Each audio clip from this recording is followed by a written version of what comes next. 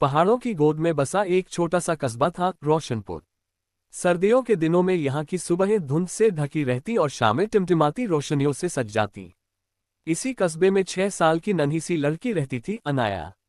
बड़ी बड़ी जिज्ञासु आंखें, गुलाबी गाल और हर बात पर मुस्कुरा देने वाली अनाया ने अभी तक क्रिसमस के बारे में सिर्फ कहानियां सुनी थी, तस्वीरें देखी थी, पर उसे कभी सच में क्रिसमस मनाने का मौका नहीं मिला था। यह उसकी पहली क्रिसमस थी। अनाया अपने माता पिता के साथ एक छोटे से किराए के घर में रहती थी। पापा राघव पास की बेकरी में काम करते थे और माँ मीरा घर पर ही बच्चों को ट्यूशन पढ़ाती थी। घर छोटा था, पर एक शाम अनाया ने माँ का हाथ पकड़कर पूछा, माँ क्रिसमस पर क्या होता है? माँ मुस्कुराई, क्रिसमस प्यार बांटने का त्योहार। अगले दिन पापा काम से लौटते समय बाजार गए। बड़े बड़े सजे ट्री देखकर उनका मन भी बच्चा बन गया।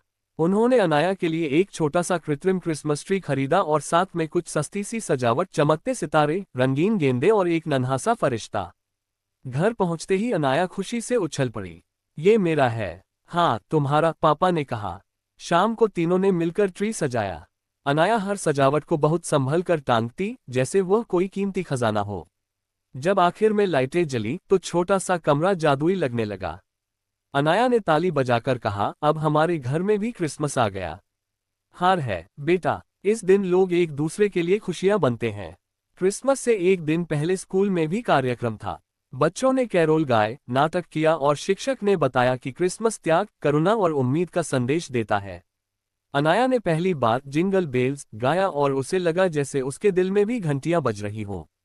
उस रात माँ ने अनाया को एक छोटी सी लाल मोज़े दी। इसे ट्री के पास टांग देना, माँ ने कहा। क्यों? सेंटा इसमें तोहफा रखेंगे। अनाया ने मोजा टांगते हुए फुसफुसाकर कहा, प्लीज सेंटा, मुझे एक गुड़िया और सबके लिए खुशियां देना। आधी रात को जब सब सो गए तो बाहर हल्की बर्फ गिरने लगी।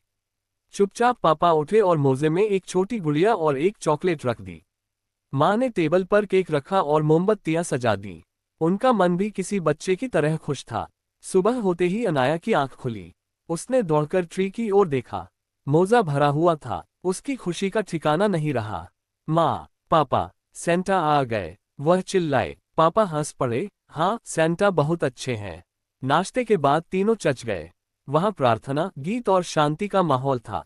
अनाया ने देखा कि लोग एक दूसरे से मुस्कुरा रहे थे, गले मिल रहे थे और मदद के लिए आगे बढ़ रहे थे। चर्च के बाहर कुछ जरूरतमंद बच्चों को मिठाइयां बांटी जा रही थीं। अनाया ने अपनी चॉकलेट का आधा हिस्सा एक बच्चे को दे दिया। बच्चे की मुस्कान देखकर उसे जो खुशी मिली वह किसी खिलौने से कहीं बड़ी थी। और सेंटा क्लॉस, अनाया की आंखें चमक उठीं।